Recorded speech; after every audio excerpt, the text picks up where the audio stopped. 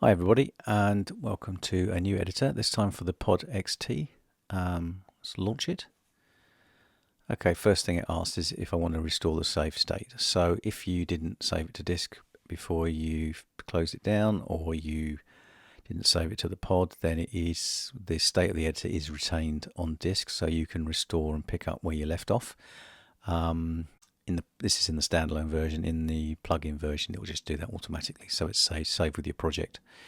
I'm going to say no for now. Okay, let's set up our options. This is where we set our MIDI input and our MIDI output, and this is where we set up a MIDI controller. So you can have none if you want. And oops, there we go. You can have no MIDI controller if you want, or in this case, I have just selected a Nano Control 2, which means you can basically any controller that sends MIDI CC, you can is tied to one of these MIDI parameters, and all those parameters and MIDI CCs are listed in the manual itself and also listed in my editor manual. So we'll just save that. So for instance, if we just quickly do switch to edit, you can see that if I manually move it with the mouse on the editor here, we're editing the PODxt, or if I go and grab the Nano Control here, you can see we can also control it from a standard MIDI controller. If you've got your pod somewhere else, or you want to set up some parameters that aren't on the front panel of the pod, this is quite useful.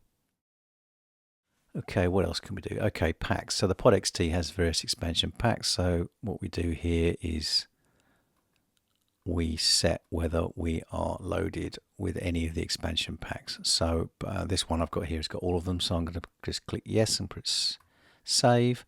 And now what that means basically is when you pick an amp model, for instance, you get the full range of all the amp models come up. For instance, if we didn't have, not the effects, if we didn't have all the packs loaded, when you put up an amp module, you'll see that they're all grayed out because they're the expansion ones, and these are the standard ones that are in the PODxt. But in my case, I've got everything loaded, so let's just make that all yes and go save.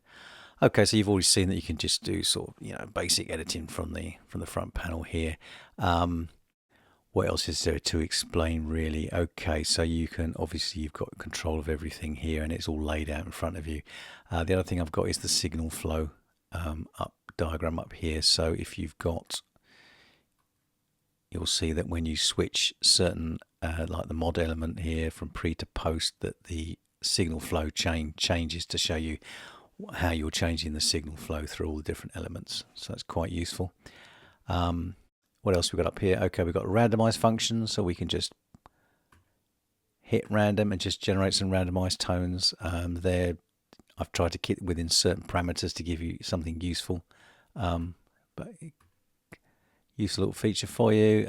Tuner button, so we can switch the pod. There you go, in and out of tuner mode quickly and easily. Into tuner mode, back out of tuner mode. There's just one for selecting the memories, and this is the basic tone editor, so that's about it really for the tone editor. We go into Librarian section. Okay, we've got all the tone memories set out here, so we can request the current tone, which obviously is random at the moment, but if we just switched to say 1B, press that, we get the edit buffer return. That's a little status window that's quite useful. So let's start by loading the Librarian up. We'll do it from the pod itself. So if we request, see, this is the request from PODxt section. So if we request the tone banks, now we'll twiddle our thumbs slightly as we just run through all the different banks. The PODxt has actually 3 memory banks. It has a tone bank here, an amp bank, and an effects bank. So tone bank is the one that you would first think of. It's got that'll have all your tones and all your little saved guitar tones in there. The amp bank and the effects bank, they see the tone bank's just loaded, and that's populated the names into the window. The amp bank is now loaded, and we've got all of them. So what you can do is we can just switch here between the different banks. There you go. So that's the effects bank. So there's only 64 of those, and the amp bank, There's 107 of them for some reason, bit of a weird number. So these, if you look in the manual of the PODxt, you'll see that you can select standard amp models, and you can even save them back into it. And likewise with the effects, you can load an effect in effect, and then you can tweak it to your own personal taste, and then save it back in. So it's a bit odd, but so effectively you have an effects bank, an amp bank, and then you have what you would normally think of, which is your tone bank. You can see most of these are all user. So what can we do in here? Well, the first thing we can do in the Librarian is we can just use it as like a browser. So if you just do a single click, that'll switch the pod to that particular tone, and the editor will all change as well as sending it to the pod, so you can quickly sort of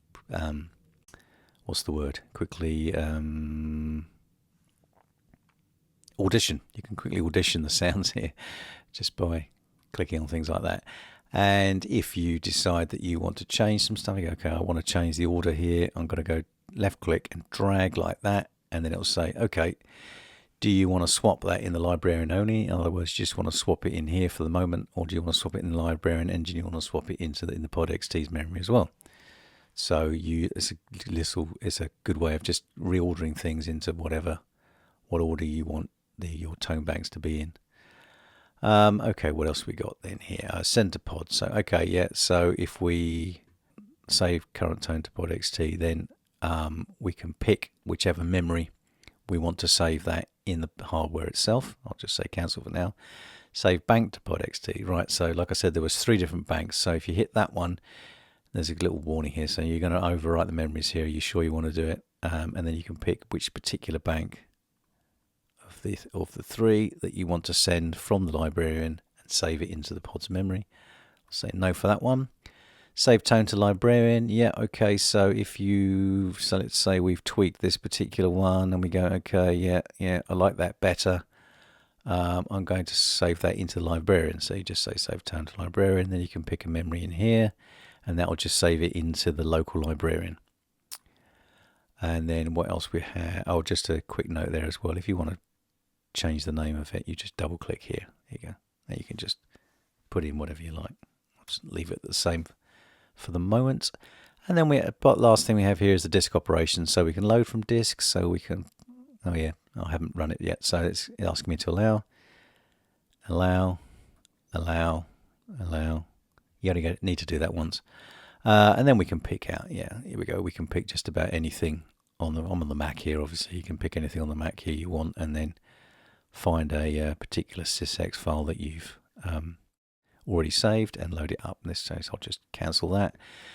Save current tone to disk again. So whatever's loaded here, master of Puppet, for instance, is this one. We save to disk. We can put it in there. Give it a file name here, whatever you want to do. Master of Puppet, whatever you want to call it. Save that. Okay, that's now saved individually to disk, and then obviously the last one is save a tone bank to disk. So you say, do I want to save the tone bank to disk? You say yes, and then obviously again give it a name and save it. I'll just say cancel for now. So in that way you can edit tones, you can load tones into Librarian, you can change the order of the tones in the memory banks, you can save it back to the PODxt, you can save individual tones to the disk, you can save like tone banks to the disk, you can load tone banks from the disk and individual tones from the disk. You can basically do everything I can think of anyway. And the other thing to note is that as well as sort of standard sysx's, I've also made it completely compatible with the L6T file structure that things like Line 6 Edit and PodFarm use. So it will load any L6T file that was saved for a PODxt, or in fact also backwards compatible with the original pod version 2 as well. So it will load L6T files that were made for the pod version 2 and for the PODxt. There's a bit of a conversion with the pod version 2, so they may not be quite the same because obviously it's slightly different hardware, but it'll get you into the right ballpark anyway. What is there else to say about the standalone? I think that's more or less it, except the I didn't mention the resizing, I think. So this is a 2K monitor that you're seeing it on now. So you can see you can basically almost fill a 2K monitor with it, or you can just shrink it all down. A little bit too small for me like that. That's probably about right for me. Okay, that's probably covers about most of this, and I'll see you inside the door next, then, and we can talk about the plugin version. Okay, here we are inside Logic in this case. So I've loaded a software instrument track, and we'll just change to AU Instruments Synthesis PODxt mono stereo. Doesn't really matter. It's declared as a software synth for the doors. Basically, that's just the best way of doing it. It gives you all the functionality you need, but obviously it has no audio output, but it doesn't matter for this. Okay, so let's do a quick, how I set up. No, okay, so I've got to quickly set up my MIDI input and output. Obviously this is all saved with the project and reinstated when you close down Logic and fire your project back up again. We'll just put it back to normal, save. Again, same with the packs and stuff. I'll just leave that as it is for the moment. So let's start by, we'll just request the current tone. There we go. That's where we kind of left off, wasn't it? And there's the tone. So we're working now inside the door. So what are the advantages of using the plugin instead of the standalone? Well, obviously you can automate stuff, which is one of the main advantages. So if in Logic, we'll just choose latch. Obviously, every door is slightly different in the way that you set up the automation and the way you record it and play it back. So I think there's a couple of examples I've given in the manual, but and this is how you do it in Logic. But I think you're going to have to work that out slightly yourself. I can help you a little bit but I don't. Obviously, I don't have every digital audio workstation because there's just too many of them.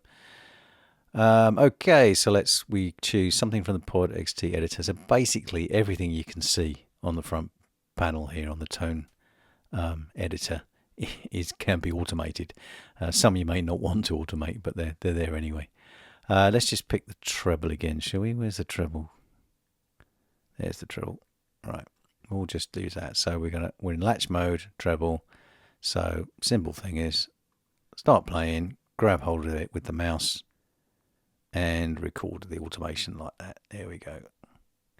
You can do the same thing with your MIDI controller. There we go. That's me fiddling with the MIDI controller.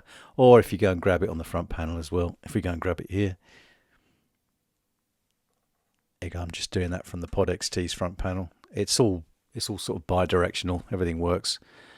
And then we just stop that. And then we switch this back to read. And then back to beginning. And then we play.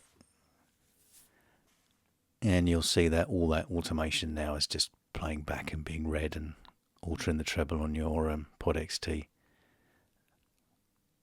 There you go, that's great.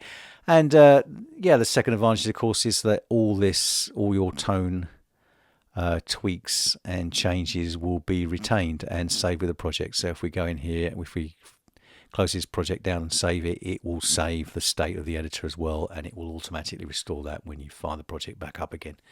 So that's all useful.